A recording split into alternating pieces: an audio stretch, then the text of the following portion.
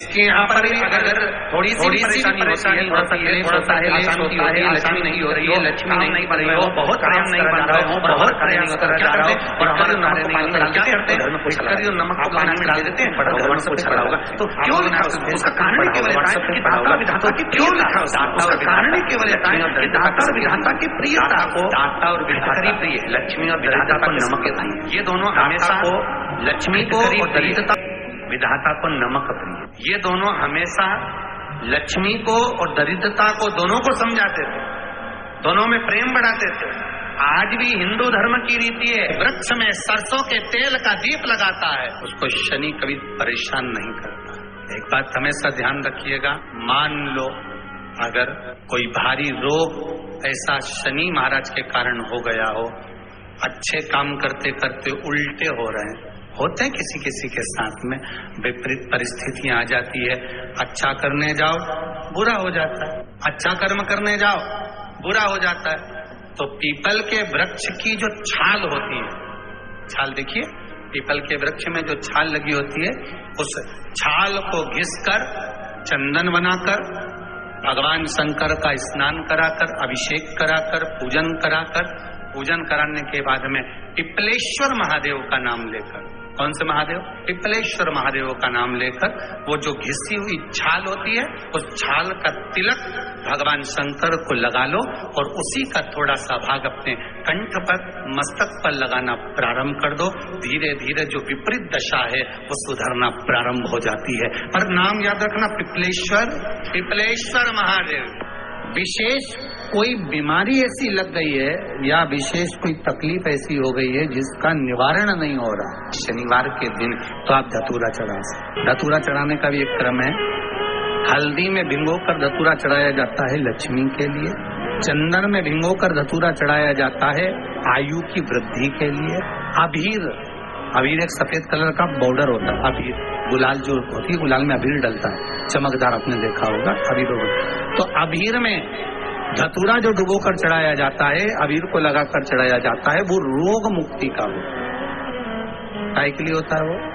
रोग मुक्ति। धतूरे का भी एक स्मरण होता है महाराज, बहुत भारी रोग है, बीमारी लग गई है, डॉक्टर अपना काम कर रहे हैं, घर का व्यक्ति बहुत बीमार हालत में पड़ा हुआ है, तो बेलपत्री के वृक्ष के नीचे भी शिवलिंग का निर्माण कर एक धतूरा समर्पित करा जाता है, जिससे रोग से मुक्ति होती है। उसमें ना तो हल्दी लगाई जाती है, ना चंदन लगाया जाता है, ना अबीर लगाया जाता है, केवल धतूरा चढ़ाया जाता है। इतना भी बेटा क्रोधी हो, जिद्दी हो, चाहे अपशब्द कहने वाला, बहुत ध्यान देना मेरा बेटा, कितना भी जिद्दी हो, कितना भी क्रोधी हो, गलत संगत पर भी चल रहा है, तो निवेदन है शंकर के मंदिर में लाल चंदन और शहद, इन दोनों को बेटे का हाथ लगवाकर गलत संगत में जा रहा है, क्रोध कर रहा है, चिड़चिड़ कर रहा है, बेटे से लाल चंदन और शहद का लेपन शिवजी के शिवलिंग पर जरूर करवा।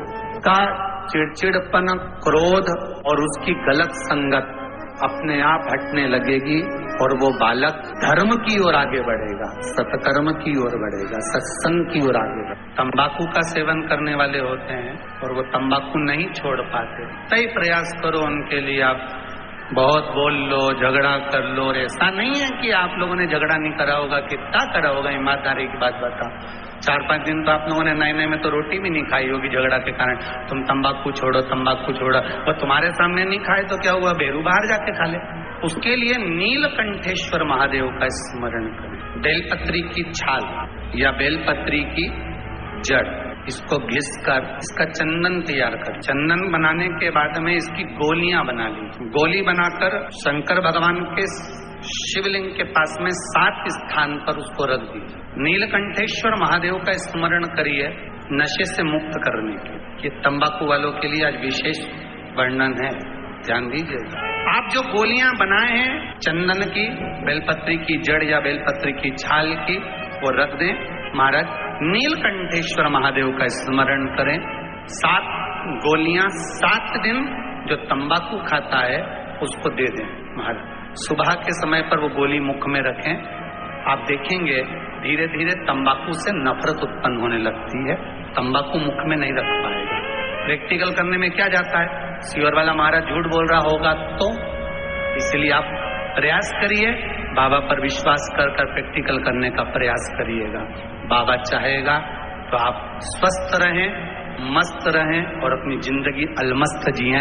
यही शिव महापुराण की कथा कहती है। बेलपत्री के वृक्ष के नीचे जौ के आटे का चौमुखी दिया, सरसों का तेल डालकर, उसमें काली तिल डालकर, उसमें एक सफेद फूल डालकर, बेलपत्री के वृक्ष के नीचे जैसे एक चौमुखी दिए को जौ के आटे के दिए को लगा दिया जाता है। जो व्यक्ति चिड़चिड़ करता है, जो व्यक्ति क्रोध करता है, जो व्यक्ति अपशब्द बोलता है, आड़ा टेढ़ा बोलता है, ताने देता है, ईर्ष्या रखता है, घर में चिड़चिड़ करे, पूरे घर को अस्त व्यस्त कर रखा, उस व्यक्ति का नाम और गोत्र बोलकर मात्र एक दिया लगा दिया जाए, व्यक्ति अपशब्द कहना बंद कर देता है, उसका प्रेम प्रबल हो जाता है, उसकी ईर्ष्या समाप्त हो जाती है, उसकी नफरत समाप्त हो जाती है। हम आपसे बार बार कहते हैं ना, कई बार आपको कहा कि आपके यहाँ अगर धन की कमी पड़ रही है, पैसा नहीं आ रहा, व्यापार नहीं चल रहा, दुकान नहीं चल रही, धंधा नहीं चल रहा, नौकरी नहीं लग रही, सर्विस नहीं लग रही, तो हमने बार बार आपको कहा है, एक दिया बेलपत्री के पेड़ के नीचे लगाओ घी का,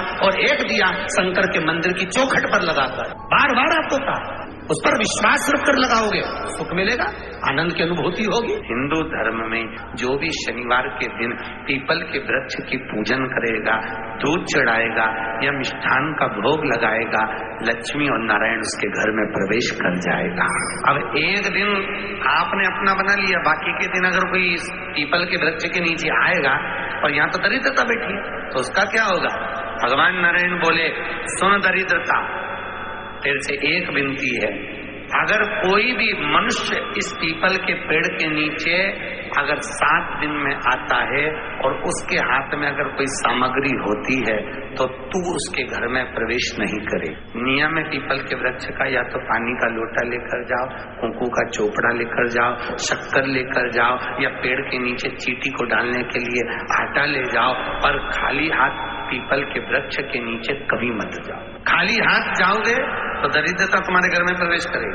रविवार का दिन एक ऐसा दिन रहेगा जिस दिन तू इस पीपल के वृक्ष के नीचे नृत्य करेगी, और जो आएगा इस पीपल के वृक्ष के नीचे तो उसके साथ प्रवेश करेगी। इसलिए हमारे यहाँ केवल पीपल का वृक्ष अगर दीवार में भी लग जाता है ना, किसी की फैक्ट्री की दीवार में, किसी के घर की दीवार में पीपल का वृक्ष अगर लग जाता है, पीपल का पौधा लग जाता है, उसको कितना भी तोड़ लो वो वापिस लग जाएगा, फिर तोड़ोगे फिर लग जाएगा। अगर पीपल के पौधे को तोड़ना है तो केवल रविवार का दिन एक नींबू, एक मिर्ची और बमूल का कांटा, ये 3 चीजें रखने के बाद में आधे घंटे बाद रविवार के दिन पीपल के पेड़ को उखाड़ कर फेंक दो।